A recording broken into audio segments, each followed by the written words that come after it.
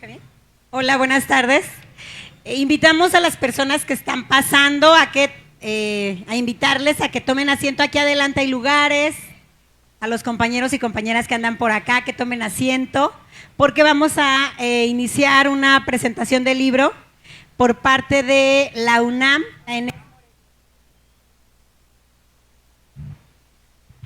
Y bueno, pues la verdad es que estamos muy contentas celebrando estos 10 años de la fiesta de la lectura aquí en Tacámbaro. Y bueno, a hacer un pequeño comercial antes de iniciar, maestros. Tenemos allá un stand, el stand de aquí es el de la FILIT. Si ustedes compran un libro en nuestro stand, les vamos a regalar uno de la editorial de Michoacán, Cuarta República. Y bueno, pues también decirles que tenemos venta de boletos, algunos souvenirs ahí en nuestro módulo, así es que por favor pasen y ayuden a que la FILIT siga realizándose, porque recordarles que somos un comité ciudadano. Y bueno, ahora sí, maestros, entrando en materia, les agradecemos muchísimo su participación en este escenario que es de la gente de Tacámbaro, pero también de visitantes. Bueno, voy a presentar al maestro Santiago Hernández, es licenciado en Lengua y Literaturas Hispánicas por la UNAM, maestro en Letras Mexicanas también por la UNAM y doctor en Letras por la Universidad de Alcalá en España. Se dedica a la documentación de materiales orales y al estudio comparativo de la narrativa oral, tradicional y popular. También se dedica al estudio de la historia del libro, de la lectura y de las formas de escritura, especialmente en medios electrónicos. Bienvenido al Balcón de la Tierra Caliente, maestro. Un aplauso, por favor.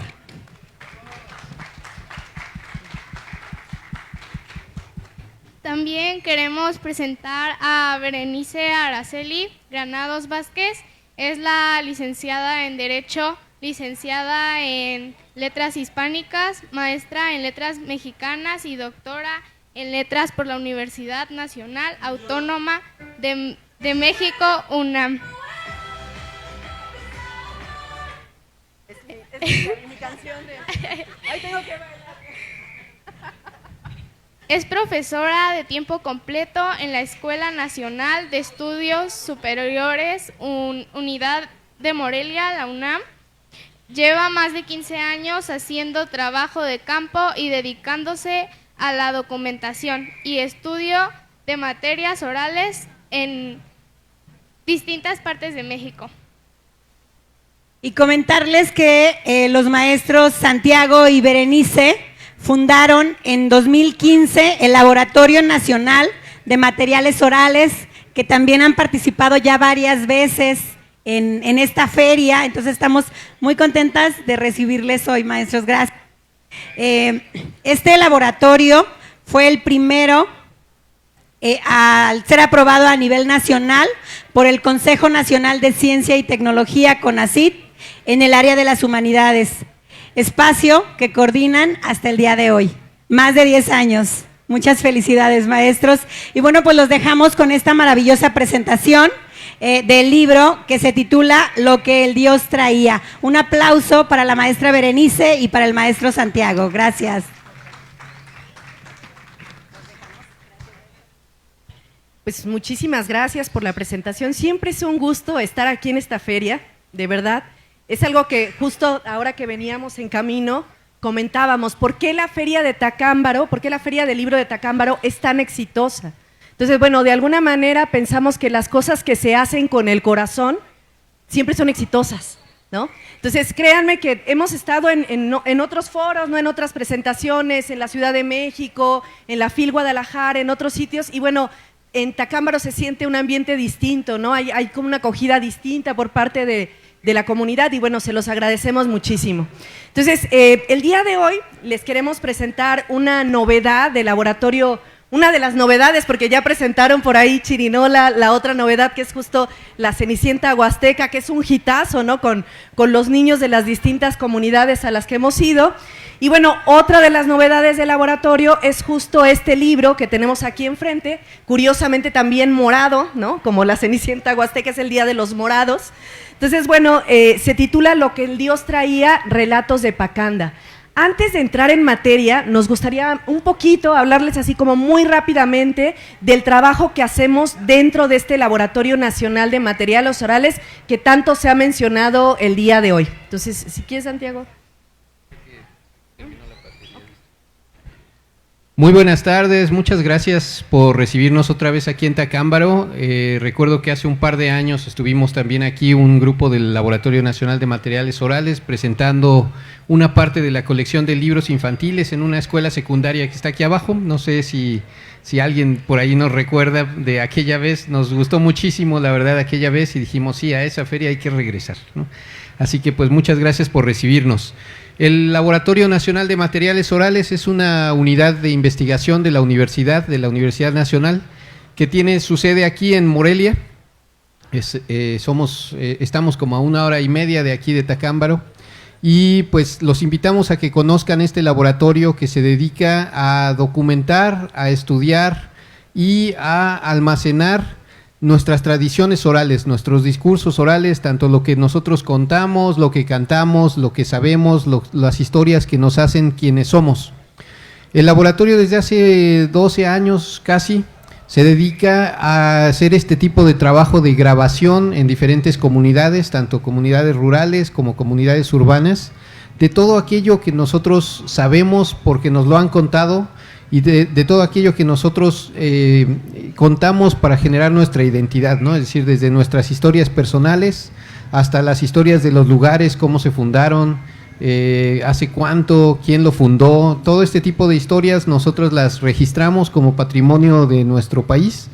Nos dedicamos a estudiarlas, a analizarlas, a hacer varias cosas con ellas, como por ejemplo estos libros o los libros que vieron ustedes hace un momento para las infancias. También los transformamos en otro tipo de cosas, como por ejemplo en videos documentales. Tenemos un sello discográfico que produce discos con música tradicional documentada en campo y trabajada dentro de nuestro laboratorio. Y pues nuestra tercera gran tarea dentro del laboratorio es mantener funcionando un repositorio digital que almacena y da acceso gratuito a todas las cosas que nosotros y otras personas graban y han grabado en México, ¿no? Entonces, el Repositorio Nacional de Materiales Orales es el archivo digital que nosotros tenemos, es uno de los servicios nacionales de la universidad y está hecho especialmente para esto, para mantener una memoria histórica de las cosas que se cuentan, de cómo nosotros nos conformamos como individuos, como comunidades en México a partir de eso que sabemos, que no está escrito en ningún lado, que sabemos que no, porque nos lo han contado y nosotros lo seguimos contando a nuestros hijos, a nuestros nietos, etcétera, ¿no? Entonces, una de las cosas que hizo el laboratorio en uno de sus primeros proyectos de investigación fue hacer un proyecto para sondear qué cosas se cuentan y se cantan alrededor del lago de Pátzcuaro. Una región que es riquísima en tradiciones orales y tradiciones cantadas, es una zona en donde se cantan muchísimas pirecuas. Cada parte del estado de Michoacán es riquísimo en este sentido, seguramente aquí en Tacámbaro, donde por cierto todavía no hemos trabajado, ¿no? Pero hay tradiciones cantadas también amplísimas, ¿no? Lo sabemos porque hemos estado un poco por Arteaga y más hacia adentro de la Tierra Caliente. Y sabemos que esta es la entrada a toda una región cultural que tiene una amplísima tradición, tanto musical como narrativa de tradición oral, ¿no? Ese proyecto que planteamos en el 2015 tenía la intención de recoger un poco, de sondear un poco así a gran escala, qué se canta y qué se cuenta en las comunidades distintas del lago de Pátzcuaro, qué narrativas son las principales en cada sitio y demás. Entonces lo que hicimos para ese proyecto fue hacer estancias de investigación y de recopilación en cada una, bueno, no en cada una, sino en algunas localidades seleccionadas del lago de Pátzcuaro e ir trabajando con los materiales que nos iban contando. La verdad es que en ese momento el método que aplicamos fue no hacer preguntas que no fueran buenas tardes, quién es usted, cómo se llama, de dónde es y qué nos puede contar sobre este sitio. Y eso fue todo, ¿no? Es decir, establecer conversaciones amplias con las personas de cada sitio que nos llevaron a recopilar muchísimo material de varias localidades en donde estuvimos trabajando, por ejemplo en Iguazio, en Sinsunzan, en las islas, en Pacanda, en Yunuen, en Tecuena y varias otras localidades ribereñas del lago de Pátzcuaro. Entonces, de cada una de esas estancias de investigación surgió un libro diferente. Todavía estamos, de hecho, a 10 años de ese trabajo de documentación, todavía estamos trabajando con algunos de esos materiales para sacar algunos libros, y este libro, de hecho, es el tercero de la serie. El primero fue sobre el lago de Sirahuen, el segundo fue sobre la localidad, es el cuarto, ¿no? El segundo fue sobre la localidad de Iguazio, el tercero fue sobre la isla de Yunuen, y el cuarto que venimos a presentarles ahora es sobre la isla de Pacanda. Bueno, comentarles un poquito sobre cómo fue Pacanda, ¿no? La estancia en Pacanda y lo que encontramos ahí. Entonces, bueno, nosotros, valdría la pena decirlo, somos profesores de una licenciatura que se encuentra ahí en ENES Morelia, que es la licenciatura en Literatura Intercultural. Entonces, en ese entonces decidimos ir con nuestro grupo, o sea, fue la mayoría del grupo, los chicos, y entonces ahí en la isla de Pacanda nos organizamos en distintos equipos para ir a entrevistar a las personas. Dentro del grupo había 2 chicas que hablan purépecha, Zuleima y Citlali. Entonces, muchas de las entrevistas se hicieron justo en purépecha. Y bueno, lo importante acá es los relatos que surgieron en torno a la isla. Como comentó Santiago, en cada sitio aplicamos esta investigación que es totalmente abierta, un poco para ver cuáles son los relatos que resultan significativos para las personas de las comunidades. De repente hay muchos investigadores que llegan ya como con un repertorio, ¿no? De llegar a preguntar específicamente sobre la Llorona, ¿no? O sobre el diablo que se aparece, ¿no? Que sabemos que son temas universales y que en cada sitio pues se cuentan muchos relatos sobre eso. Pero entonces, si llegas ya con un tema tú como fijo, no te vas a dar cuenta de la riqueza que hay en ese territorio en el que tú estás investigando. Entonces, bueno, en cada uno de los sitios salieron diferentes temáticas que dan cuenta de cómo se relaciona la gente de la comunidad con su pueblo, con su territorio, con sus recursos naturales y demás, ¿no? Entonces, acá salieron algunos relatos que realmente son muy, muy interesantes. Por ejemplo, en las distintas islas del lago de Pátzcuaro nos platicaban sobre un rey que se ahogó, un rey que a la llegada de los españoles queda petrificado en el lago, y parte del cuerpo de ese rey son las distintas islas del lago de Pátzcuaro. Entonces, por ejemplo, la isla de Yunuen Yunuen nos decían en la isla, es que Yunuen, Yunuri, significa brazo torcido, ¿no? Entonces es el rey que está así, y entonces esta parte del codo es lo que corresponde a la isla. Si ustedes ven la isla, de hecho tiene como esta partecita que se parece al codo, ¿no? Entonces, véanla en Google Maps y van a ver que es esa partecita del codo. Y así, ¿no? Entonces, en Pacarati, bueno, Pacanda, ¿no? Es Pacarati, que significa como quedarse, ¿no? Es donde se quedó el rey de alguna manera. Y así nos van contando, ¿no? Como los distintos partes del cuerpo de este gigante, de este rey gigante, que se queda petrificado a la llegada de los españoles. Esa es una constante en toda la zona lacustre. Otra de las constantes que realmente a mí me dejó así súper sorprendida, de hecho ahora estamos trabajando en un proyecto de investigación sobre eso, ¿no? Es un relato que tiene que ver con un cerro que está en la zona lacustre, es un cerro que se llama Cirate, no sé si lo conocen, si han oído hablar de él, es el cerro más alto de esa zona. Entonces hay un relato que también se cuenta en toda la zona lacustre, que nos dice que el Cirate, hay un día del año en el que se abre, que cae un relámpago sobre ese cerro, y entonces de ese cerro emana particularmente una especie que es la cúmara, pero emanan todos los peces que pueblan el lago de Pátzcuaro. Entonces ese relato, si ustedes se ponen a rastrearlo, lo pueden encontrar en documentos.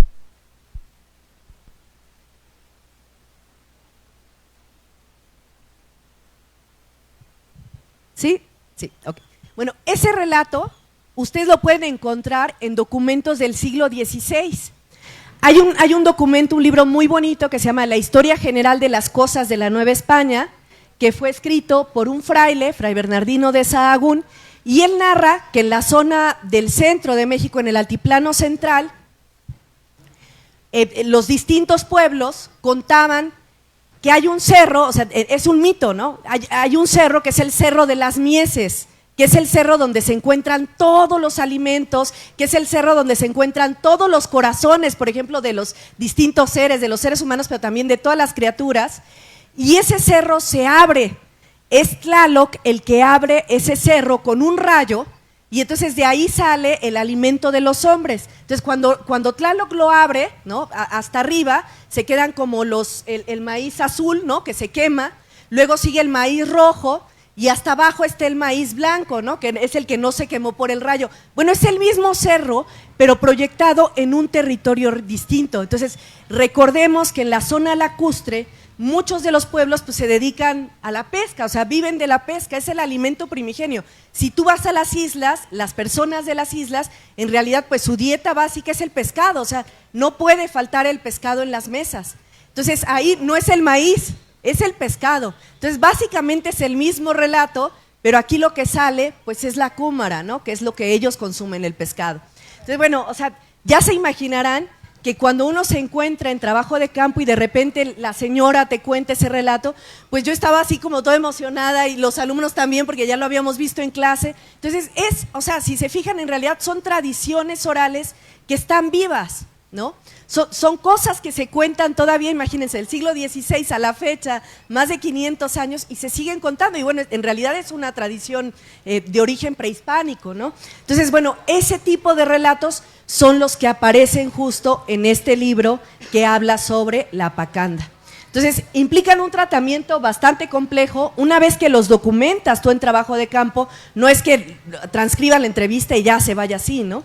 No, tienes que trabajarlo, tienes que convertirlo en un texto que sea muchísimo más legible, que sea un texto como muchísimo más fácil de leer. Cuando nosotros transcribimos lo que hablamos, pues todo el tiempo utilizamos, por ejemplo, muletillas, ¿no? Yo tengo mucho esa muletilla, ya lo notaron seguramente, el no. Entonces todo el tiempo digo no, y cuando me transcribo, pues cada 3 palabras, un no. Entonces cuando tú lo lees eso se vuelve súper cansado. Entonces, necesitas editarlo, necesitas trabajar estos materiales para que la gente lo pueda leer.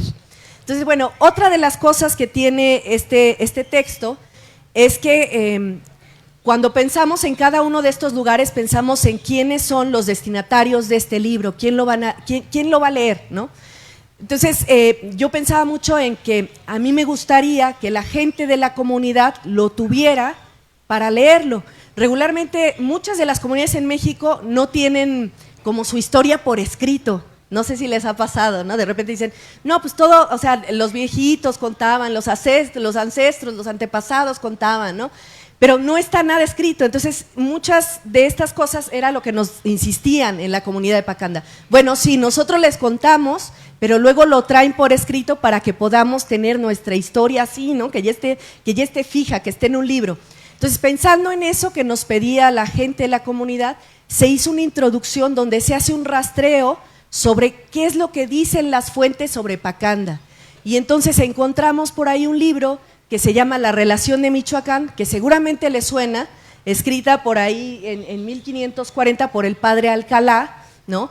Y entonces ahí en La Relación de Michoacán se menciona la pacanda, se menciona que en la época prehispánica, ¿no?, en el posclásico, era un pueblo muy belicoso, era un pueblo que estaba habitado y era un pueblo que siempre estaba haciendo como la guerra, ¿no?, con los distintos sitios.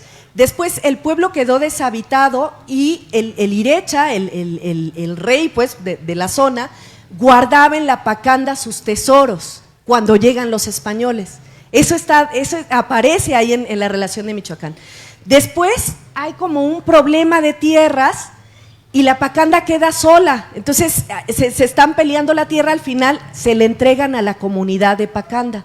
Pero estuvo deshabitada mucho tiempo, en realidad tienen 5 o 6 generaciones en las que llegaron nuevamente a habitar las distintas islas de la zona lacustre. Entonces todo eso aparece en la introducción para que la gente de la pacanda tenga como a la mano ahí su historia, que no tengan que ir a buscar a los archivos y demás, ¿no?, sino hacerles como un aporte para ellos, para que puedan tener ahí pues más o menos como clara de cómo ha sido ese proceso, ¿no? Entonces, esa introducción está muy pensada para ellos.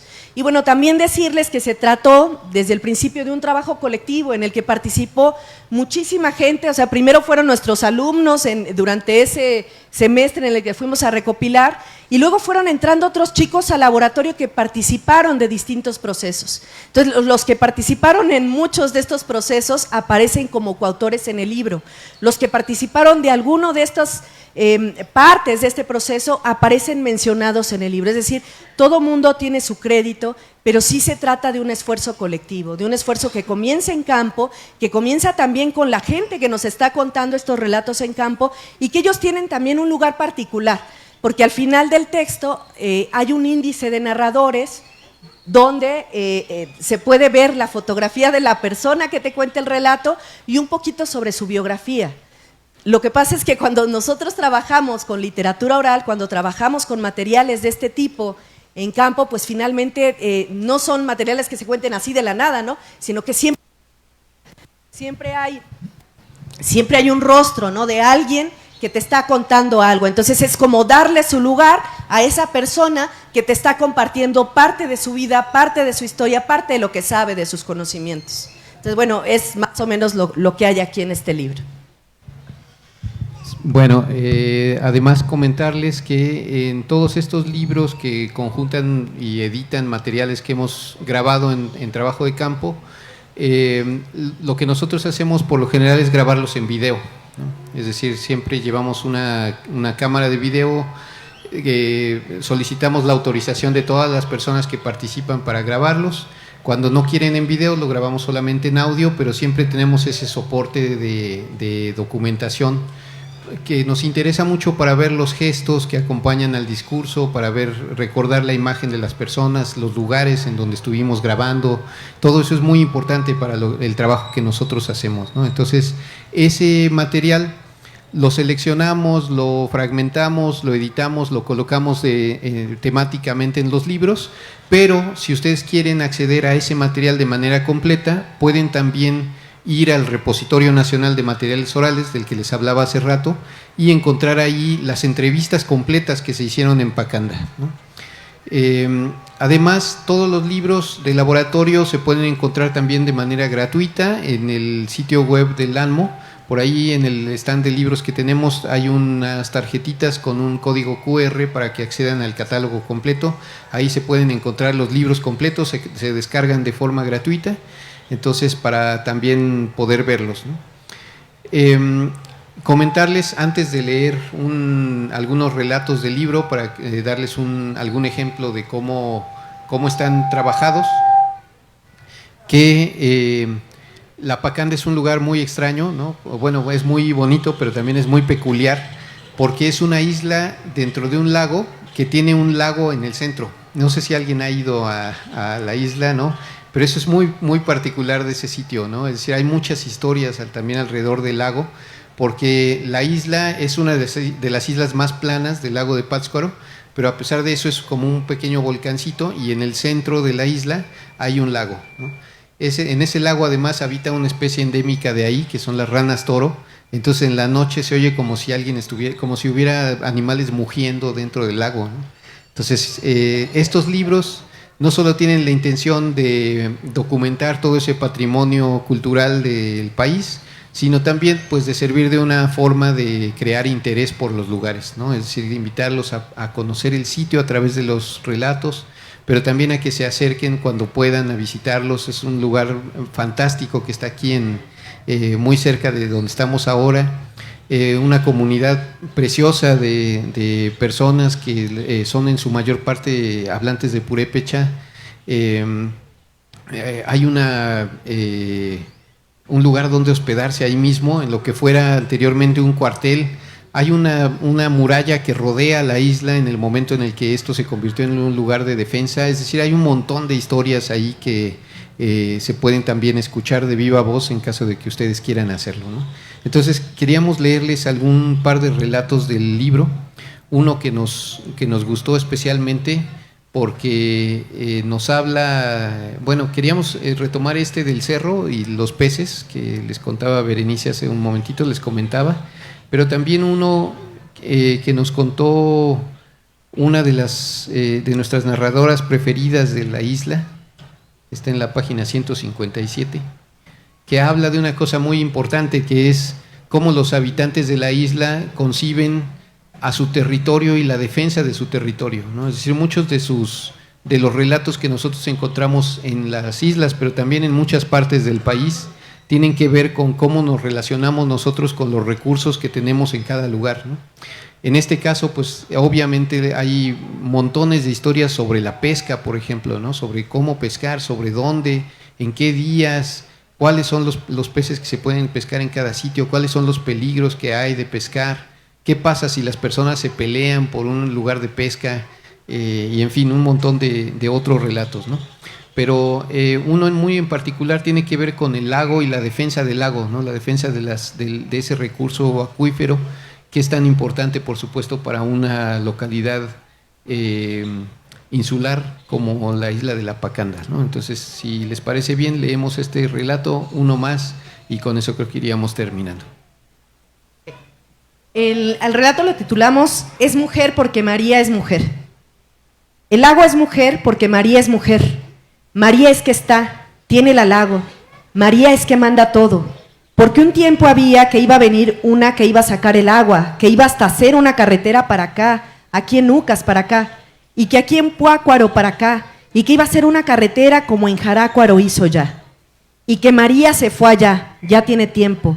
Y María fue allá en México, y que llegó allá en donde está el gobernador y que le dijo, el mero ese, no lo vas a hacer eso, yo no quiero, lo vas a echar a perder el lago, y yo tengo a mis hijos.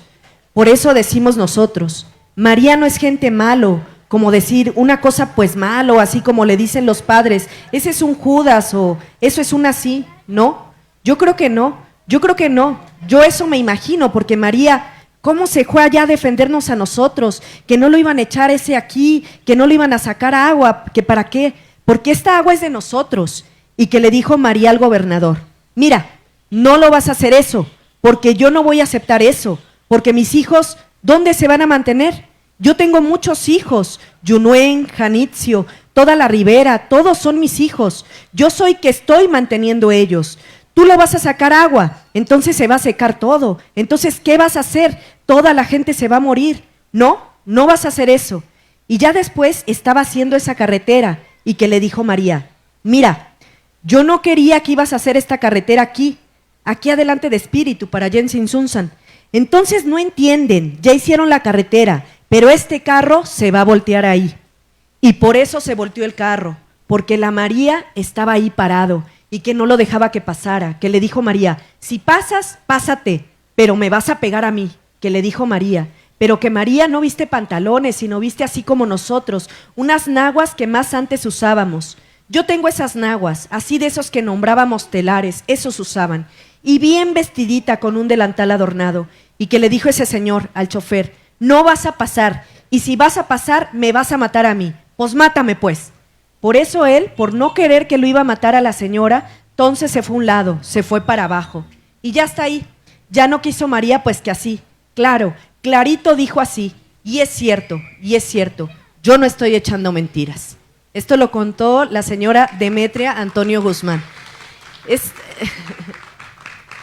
Sí, es un relato que a todos nos pone los pelos de punta, es realmente maravilloso, ¿no? O sea, realmente cómo se conciben los recursos naturales en las distintas comunidades, ¿no? O sea, para nosotros es agua, sí, decimos por ahí el agua es vida, pero realmente esto es concebir al lago como una madre, ¿no? Como la madre de todas las comunidades de la zona lacustre. Eso seguramente te da una dimensión distinta y seguramente hace que tú te comportes de una manera distinta frente a ese recurso que toma ese lugar, ¿no? O sea, de madre, de ser como la principal proveedora de las comunidades. Entonces, bueno, este tipo de materiales son los materiales que ustedes pueden leer en el libro y son realmente maravillosos, son preciosos.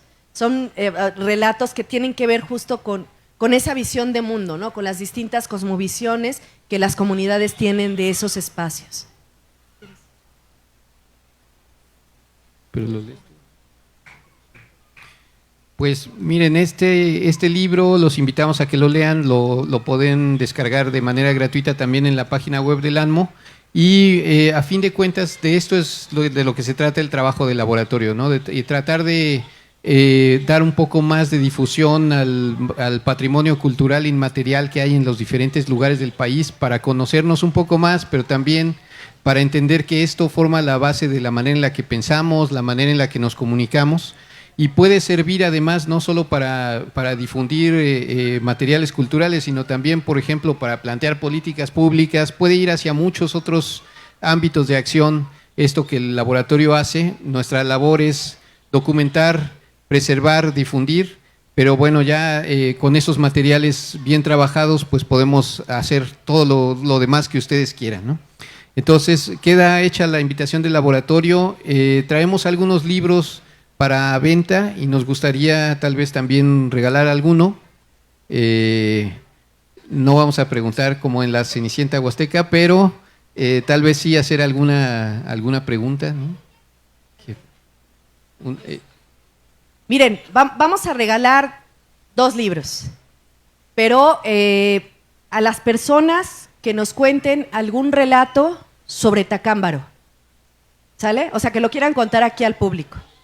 Más o menos como esto que les contamos de María, del Cirate, alguien que quiera platicarnos algo sobre Tacámbaro, algo que se cuente aquí sobre este espacio. ¿Alguien dice yo para llevarse el libro? ¿No? Anímense, anímense. Seguramente hay muchos relatos sobre este espacio, sobre la plaza. Por ejemplo, en algunos relatos nos cuentan mucho de aparecidos, de algún personaje que se aparezca por ahí o de los manantiales. Sí, a ver.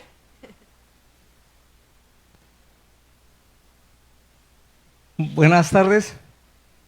Yo les voy a contar una historia del exconvento agustino. Hace muchos años, en 1538, llegaron a Tacámbaro un grupo de frailes agustinos que la gente llamaba ejemplares varones. Entre los frailes agustinos había uno en especial que se llamaba Fray Diego de Chávez. Ellos, con el apoyo de la comunidad, construyeron allá donde está la capilla de la Magdalena, allá por donde está un balneario. Ahí fue donde primero llegaron.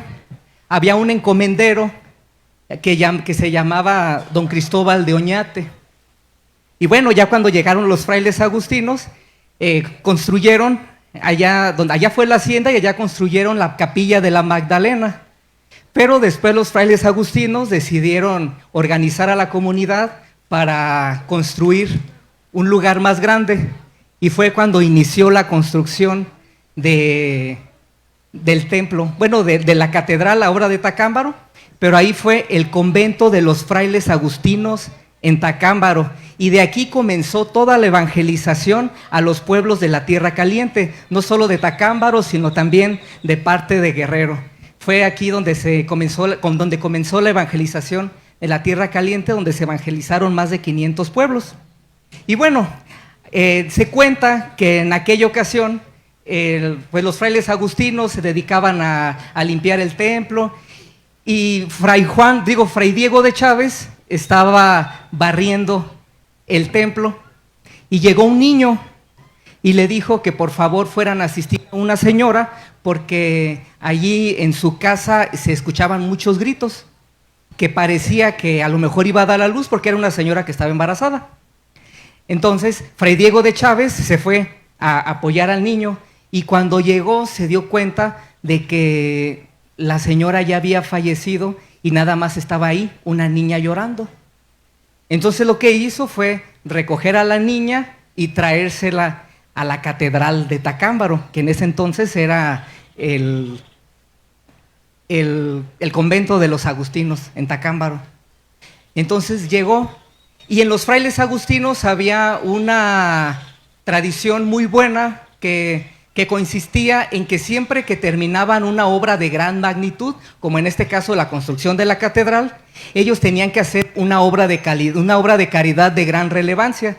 Entonces los frailes agustinos decidieron adoptar a la niña y ponerle Agustina. Y bueno, la niña creció muy feliz con los frailes agustinos, pasaron 14, 15 años y la niña era muy bien vista por la comunidad. Las personas la querían mucho porque era una persona que se dedicaba a cuidar a los enfermos, a capacitar a las personas de aquí, de la comunidad. Y al principio les había comentado que el encomendero de este pueblo se llamaba don Cristóbal de Oñate.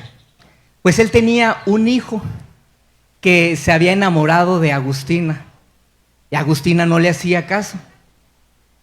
Entonces él, con la ayuda de unos encapuchados, pues decidió raptar a la joven Agustina. Así que aprovechó cuando